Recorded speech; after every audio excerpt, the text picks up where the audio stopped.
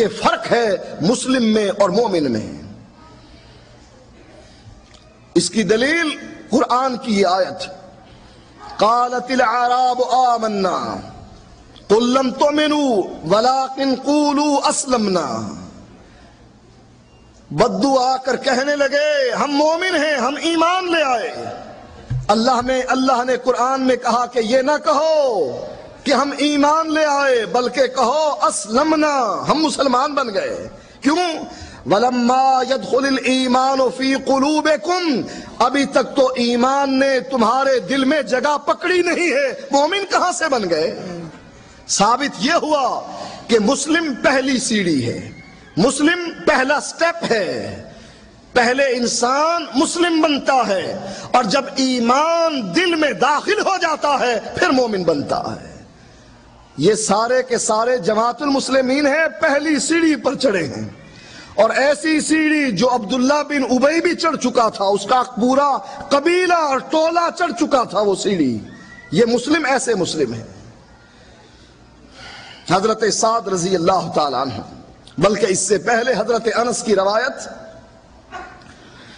قال رسول اللہ صلی اللہ علیہ وآلہ وسلم، حضرت انس فرماتے ہیں کہ اللہ کے نبی نے فرمایا، من شہد اللہ الہ الا اللہ واستقبل قبلتنا وصلی صلاتنا واکل ذبیحتنا فہو المسلم لہو ما للمسلم وعلیہ ما علی المسلم۔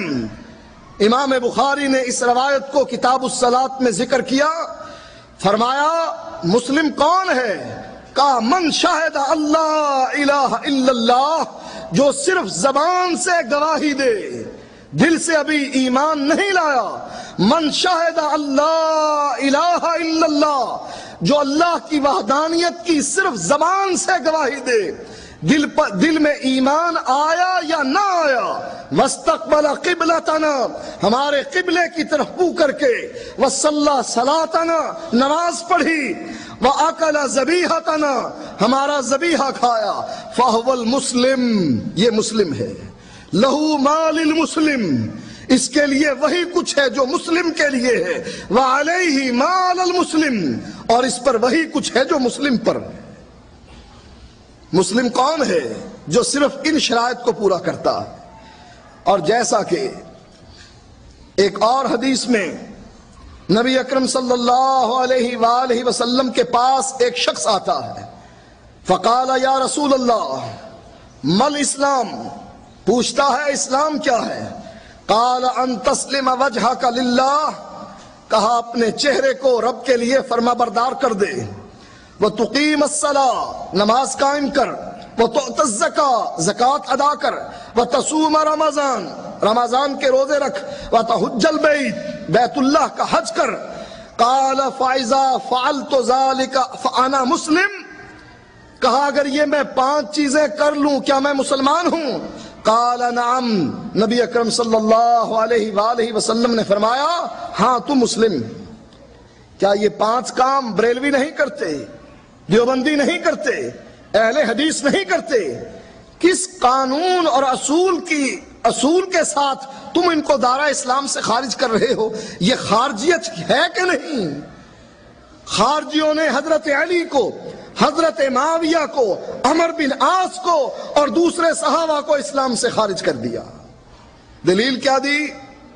ان الحکم الا للہ، کہا حکم صرف اللہ کا۔ علی نے کیا کیا؟ معاویہ نے کیا کیا؟ عمر بن عاص نے کیا کیا؟ کہا اس نے اللہ کے علاوہ کسی اور کو حکم بنا لیا، قرآن کی مخالفت کی۔ حالانکہ اس آیت کا معنی یہ نہیں، آیت سچی ہے کہ ان الحکم الا للہ، لیکن معنی اس کا غلط سمجھا گیا ہے کہ اگر کوئی کسی کو حکم بنائے، اللہ قرآن میں کہتا ہے حکم من اہلہ و حکم من اہلہا، حاکم بناؤ، حکم بناؤ، ایک تمہاری طرف سے، ایک تمہاری بیوی کے گھر والوں کی طرف سے۔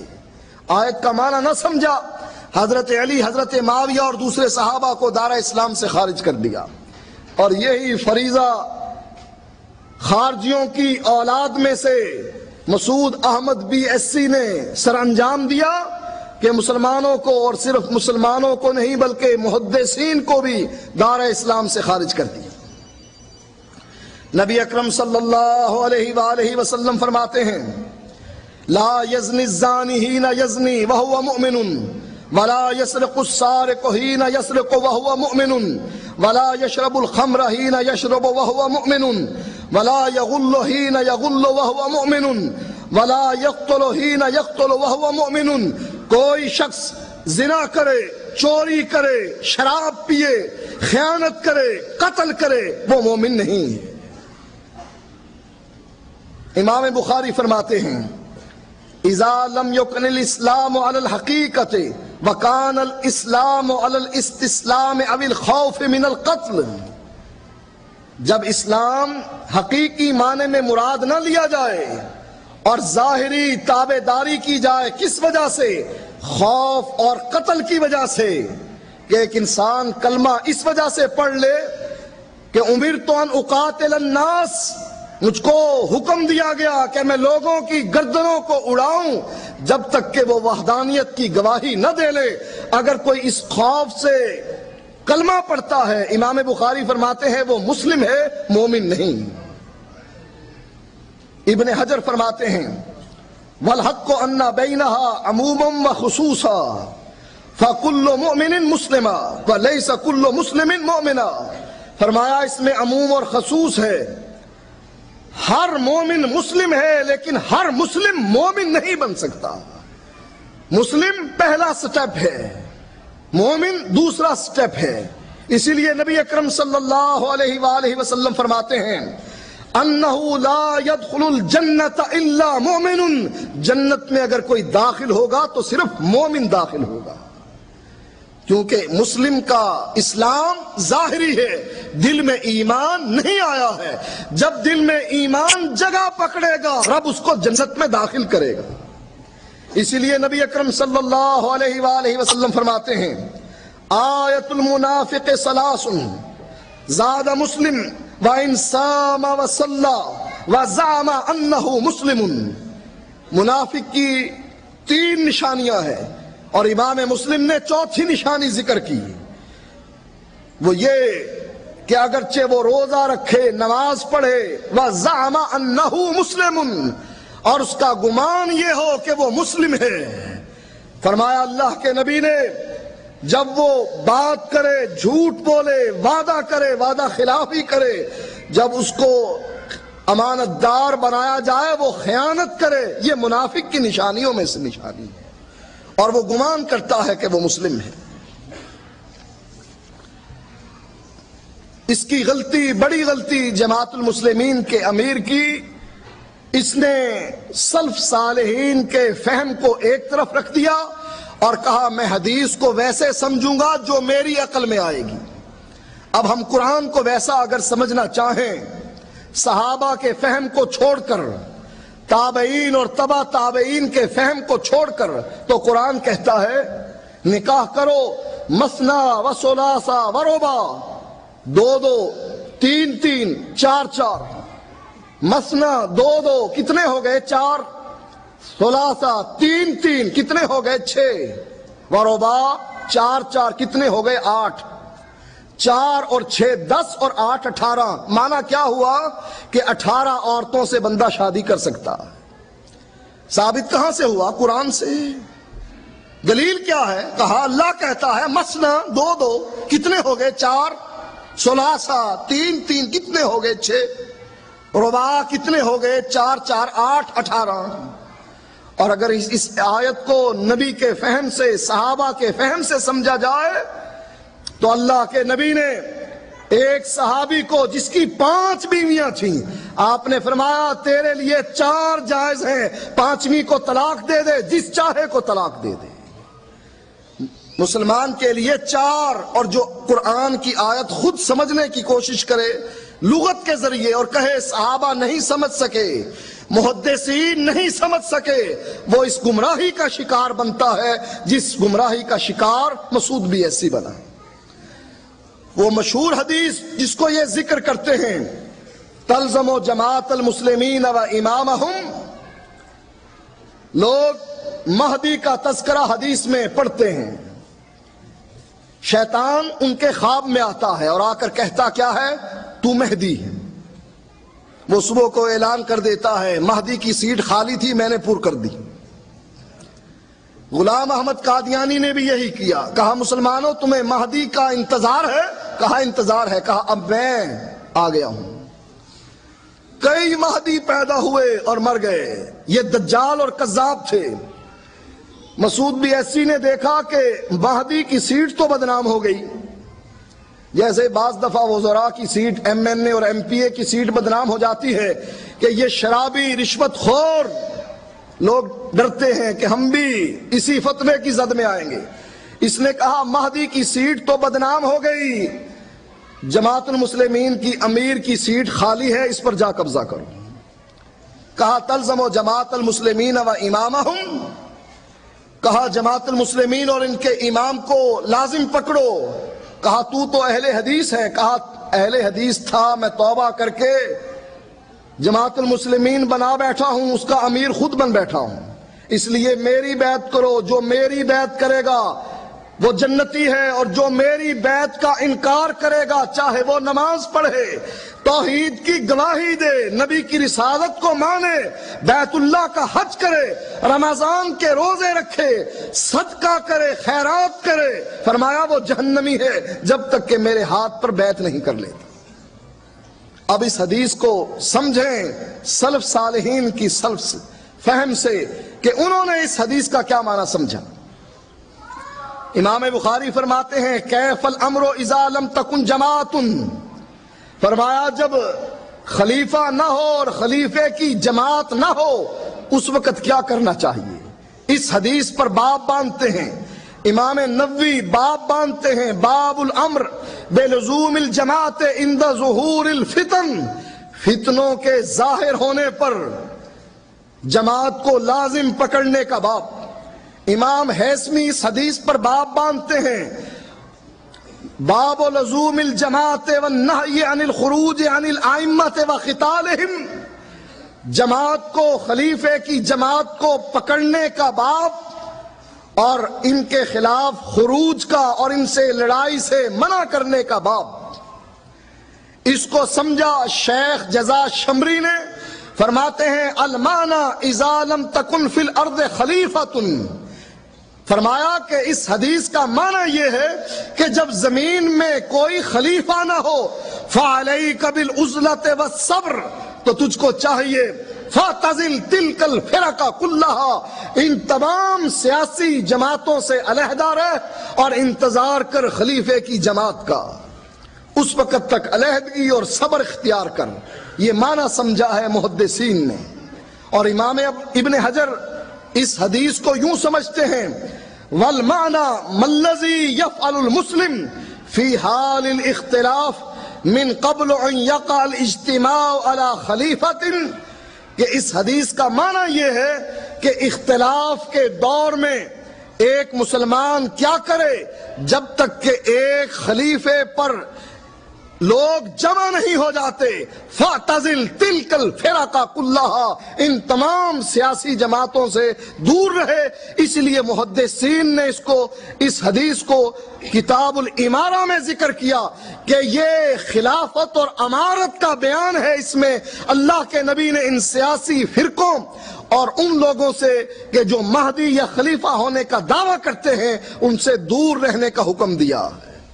اور اس نے اس حدیث کا یہ معنی سمجھا کہ نہیں، اس سے مراد ہماری دینی جماعتیں ہیں جس کا چاہے انسان امیر بن بیٹھے۔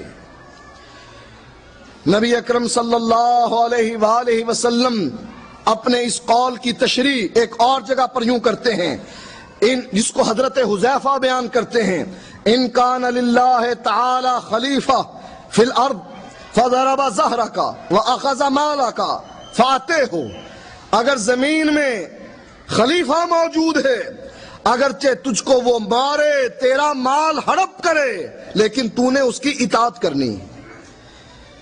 اسی طریقے سے ابو داؤد میں یہ روایت موجود ہے فَإِن رَأَيْتَ خَلِيفَةً فَأَلْزِمْهُ وَإِن ضَرَبَ ظَهْرَكَ فَإِن لَّمْ تَكُنْ خَلِيفَةٌ فَاحْرِبْ، اگر زمین میں خلیفہ موجود ہے تو خلیفے کی بات مان، چاہے وہ تجھ کو پیٹے یا تیرا مال لوٹے، اور اگر زمین میں کوئی خلیفہ موجود نہیں ہے تو دور بھاگ جا، سیاسی فرقوں کے قریب نہ آ۔ اب یہ کہنا تلزم جماعت المسلمین و امامہم، اس کا معنی یہ بنتا ہے کہ میں امام اور میری جماعت جماعت المسلمین، امام کا لفظ بھی نبی اکرم صلی اللہ علیہ وآلہ وسلم نے ذکر کیا ہے، حدیث میں موجود ہے۔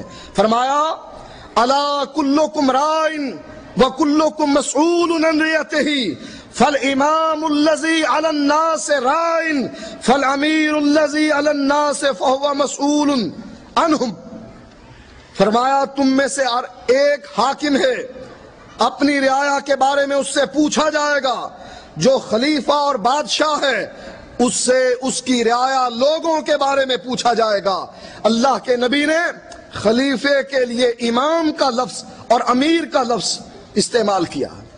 اسی طرح پر ایک اور جگہ پر نبی اکرم صلی اللہ علیہ وآلہ وسلم فرماتے ہیں وَإِنَّمَا الْإِمَامُ جُنَّةٌ، فرمایا اللہ کے نبی نے یہ بادشاہ اور خلیفہ ڈھال ہیں، ان کے ساتھ مل کر لڑائی کرو۔ یہ نبی اکرم صلی اللہ علیہ وآلہ وسلم امام کا معنی بیان کر رہے ہیں کہ تلزم جماعت المسلمین و امامہم، اس کا معنی کیا ہے؟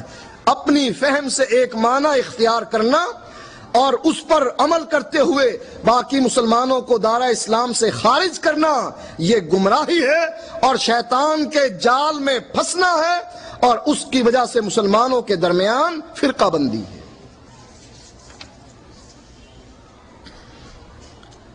اب آئیے اس اعتراض کی طرف۔ وہ کہتے ہیں کہ اہل حدیث کہاں سے آئے؟ ہم تو مسلم قرآن میں ذکر آ گیا، یہ اہل حدیث کہاں سے آئے؟ اللہ کے نبی نے فرمایا جب 73 فرقوں کا تذکرہ کیا، فرمایا اللہ کے نبی نے کلہم فی النار الا ملت واحدہ، سب جہنمی، گمراہی میں ایک جنتی۔ صحابی پوچھتا ہے من ہم یا رسول اللہ، جنت میں جانے والے ہیں کون؟ فرمایا ما انا علیہ واصحابی، جس پر آج میں اور میرے صحابہ ہیں وہ جنتی ہیں۔ مسعود بیسی نے یہ جماعت 1385 ہجری میں بنائی، اس سے پہلے اس جماعت کا کوئی وجود نہیں تھا۔ بتلائیے امیر جماعت المسلمین مسعود احمد تھے، پہلے کون امیر تھا؟ کوئی امیر نہ تھا، صدیاں گزر گئی کوئی امیر نہ تھا۔ صحابہ کے زمانے میں امیر المؤمنین تو تھا، امیر المسلمین کوئی نہ تھا۔ اور اس کو ایسا حیضہ ہوا ہے مسلمین کے لفظ کا، کتاب لکھتا ہے توحید پر، توحید المسلمین، صلاۃ المسلمین، زکوٰۃ المسلمین، صوم المسلمین، حج المسلمین، آخر کار مسجد دیکھی کہا مسجد المسلمین۔ مسلمانوں میں رہ کر کہنا میں مسلمان، جیسے کوئی ہم سے پوچھے پاکستان میں رہتے ہوئے، کہے تم کون؟ ہم کہیں ہم پاکستانی، کہا بیوقوف، پاکستان میں رہتے ہوئے یہ کہنا میں پاکستانی، ہاں باہر رہتے ہوئے امریکہ میں ہے، سعودیہ میں ہے، کہیں اور ہے، وہاں رہتے ہوئے کہہ کہ میں پاکستانی، بات بنتی ہے کہ غیر ملکی بھی ہیں، تو بھی اپنے ملک کا تذکرہ کر۔ پاکستان میں رہتے ہوئے تو کہے میں پاکستانی، پاکستان میں رہتے ہوئے تو بتا تو ملتانی، لاہوری، اسلام آبادی کیا ہے تو، یا پشاوری؟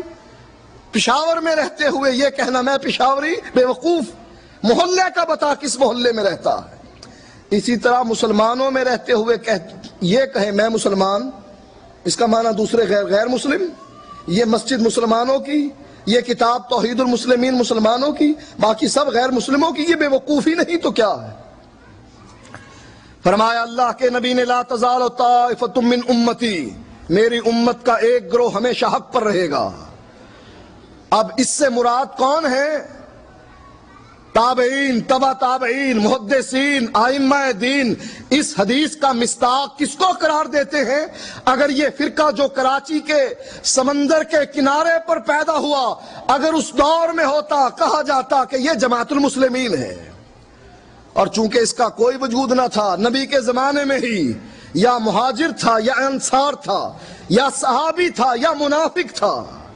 اسی طرح محدثین کے زمانے میں اس حدیث کا مصداق عبداللہ بن مبارک امام ابو حنیفہ کے ساتھی ہیں، فرماتے ہیں ہم عندی اصحاب الحدیث، میرے نزدیک وہ اہل حدیث ہیں۔ امام احمد ابن حنبل فرماتے ہیں ان لم تکن هذه الطائفہ المنصورہ اصحاب الحدیث فلا ادری من هم، اگر اس سے مراد اہل حدیث نہیں ہے تو مجھے کوئی پتہ نہیں کہ وہ گروہ جو جنت کو جانے والا ہے وہ کون ہے۔ معلوم ہوا عبداللہ بن مبارک امام ابو حنیفہ کے زمانے میں بھی اہل حدیث طائفہ منصورہ فرقہ ناجیہ تھے، اور امام احمد بن حنبل کے زمانے میں بھی اہل حدیث طائفہ منصورہ اور فرقہ ناجیہ تھے۔ یزید ابن ہارون کہتے ہیں ان لم یکونوا اہل الحدیث فلا ادری من هم، اگر اس سے مراد کہ فرقہ ناجیہ طائفہ منصورہ اہل حدیث نہیں تو مجھے کوئی پتہ نہیں وہ کون ہیں۔ امام بخاری فرماتے ہیں یعنی اہل الحدیث، امام بخاری ایک اور جگہ پر فرماتے ہیں یعنی اصحاب الحدیث۔ احمد بن سنان فرماتے ہیں ہم اہل العلم و اصحاب الآثار۔ علی بن مدینی فرماتے ہیں ہم اصحاب الحدیث۔ یہ بات ترمذی میں، امام بغدادی کی کتاب شرف اصحاب الحدیث میں، مسئلہ الاحتجاج بالشافعی میں، اسی طرح مختلف کتابوں میں یہ بات موجود ہے کہ ان لوگوں کے زمانے میں وہ طائفہ منصورہ، وہ جماعت حقہ، وہ فرقہ ناجیہ صرف اہل حدیث ہی تھا، اور آج تک اہل حدیث ہیں اور قیامت تک اہل حدیث ہی ہوں گے۔ اس کی غلط فہمی کہ اہل حدیث کس کو کہتے ہیں؟ اہل حدیث اللہ کی کتاب کو ماننے والا، نبی اکرم صلی اللہ علیہ وآلہ وسلم کی سنت کو ماننے والا، لیکن فہم سلف صالح، جو سلف صالحین نے معنی سمجھا قرآن کا، حدیث کا، ہم اسی معنی کو ماننے والے ہیں، اپنی طرف سے کوئی نیا معنی پیدا کرنے والے نہیں ہیں۔ اس لیے یہ جتنے بھی فرقے آپ کو نظر آ رہے ہیں، یہ فرقے گمراہی کی دعوت دیتے ہیں، جو اللہ اور اس کے نبی کے علاوہ کسی اور طرف دعوت دیتے ہیں وہ گمراہی کی طرف دعوت دیتے ہیں۔ جیسا کہ حضرت معاویہ رضی اللہ تعالی عنہ نبی کے چچا کے بیٹے عبداللہ ابن عباس سے پوچھتے ہیں اے ابن عباس، تو عثمانی ہے یا علوی ہے؟ یعنی حضرت عثمان سے محبت زیادہ کرتا ہے یا حضرت علی سے محبت زیادہ کرتا ہے؟ عبداللہ بن عباس رضی اللہ تعالیٰ عنہ جواب دیتے ہیں معاویہ تو مجھ سے کیا پوچھتا ہے؟ نہ میں عثمانی ہوں نہ میں علوی ہوں، میں محمدی ہوں، محمد صلی اللہ علیہ وسلم کو ماننے والا۔ ہماری دعوت کیا ہے؟ ہماری دعوت لوگوں کے سامنے وہی دعوت ہے جو دعوت صدیق اکبر کی دعوت تھی، فاروق اعظم کی دعوت تھی، عثمان غنی کی تھی، حضرت علی کی تھی، طلحہ اور زبیر کی تھی، سعید اور سعد کی تھی، عبد الرحمن ابن عوف کی تھی، ابو عبیدہ بن جراح کی تھی، حضرت بلال کی تھی، صہیب رومی کی تھی، حضرت فاطمہ کی تھی، عائشہ اور ختیجہ کی تھی، امہات المومنین کی تھی، 1,40,000 صحابہ کی دعوت، تابعین کی دعوت، ائمہ دین کی دعوت، محدثین اور مفسرین کی دعوت، لا الہ الا اللہ محمد الرسول اللہ۔ ہماری دعوت آپ کے سامنے یہی دعوت ہے، اور اس دعوت کے مقابلے میں چاہے وہ جماعت المسلمین ہو، چاہے قبروں کو پوجنے والے اور اپنے آپ کو اہل سنہ کہنے والے ہوں، چاہے بدعت کو اپنے سینے سے لگانے والے ہوں، وہ کبھی بھی حق پر نہیں۔ حق پر وہی ہے جو اللہ کے قرآن کو مانتا ہے، نبی کی حدیث کو مانتا ہے، اور اس کے مفہوم کو ویسے سمجھتا ہے جیسے سلف صالحین نے سمجھا۔ وآخر دعوانا الحمد للہ رب العالمین۔